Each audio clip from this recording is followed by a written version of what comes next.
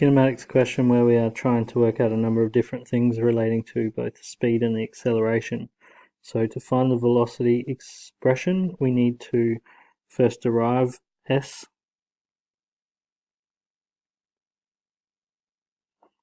Here we can use the chain rule. This function is the same as 3t plus 2 to the power of negative 1. So the derivative of that is going to be negative 3 t plus 2 to the negative 2 times by 1 derivative of the brackets. Second derivative, or the derivative of the velocity function, gives us our acceleration function. So we derive this function above it and we get positive 6 t plus 2 to the negative 3. Again, times 1 doesn't impact our result. The initial conditions and describe the motion of the instance. So we substitute t equals 0 into the three equations. S of 0 is going to be 3 over 2. So we are initially 1.5 meters to the right of the origin. V of 0, if we substitute 0 into this function above, we get negative 3 over 4 meters per second to the power of negative 1. And A of 0, we're going to get 6 over 8,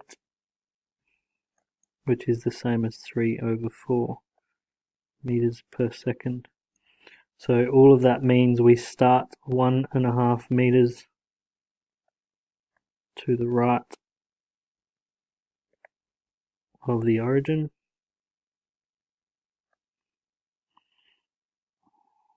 Moving to the left because of the negative at 3/4 of a meter per second, and we are accelerating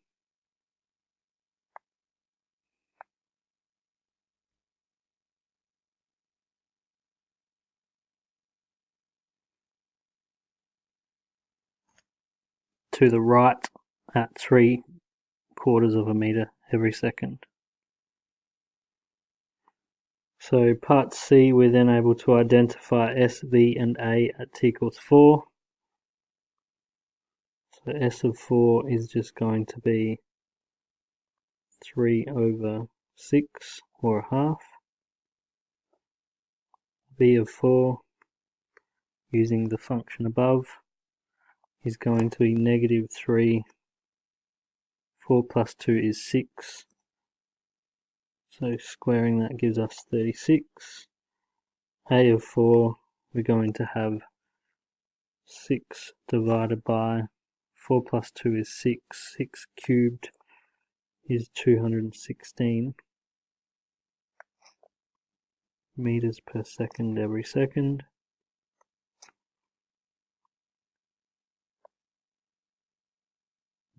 Describing its motion, again we're going to be 1/2 meter to the right of the origin, still heading to the left but at a slower speed than we were before, and our acceleration is still to the right. Part D, we're going to draw a sign diagram of both of these functions. So V of t and A of t,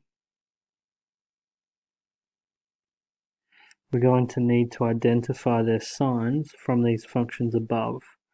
Because we're looking at fractions here with a negative exponent, some of you may choose to write V of t in the fraction form. So we had negative 3 over t plus 2 squared. If we look at that, there isn't a t on the top, so it's never going to equal 0.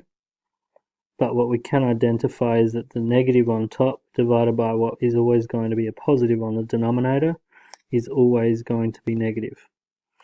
We can also specify that we're only worried about positive time values. And similarly for A, if we look at t being greater than 0 in the function of 6 divided by t plus 2 cubed, because t is greater than 0,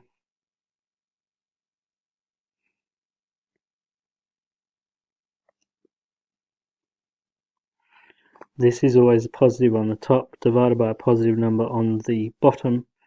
It is also never going to be 0, but it is going to be positive for all values.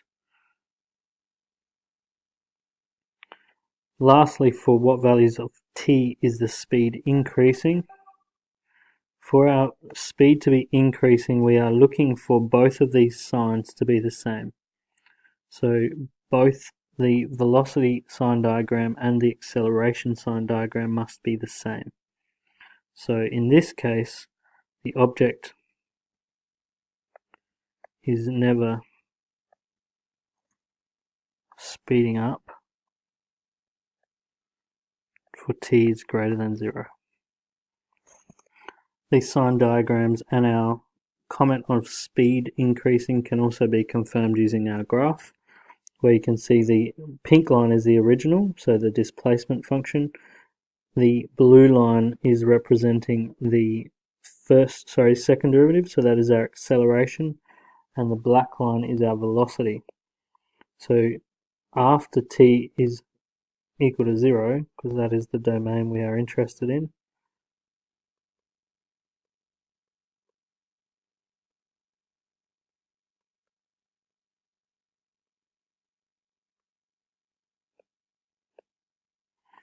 that black and blue line, although they appear to approach one another, never actually cross each other's path or the x value intercept.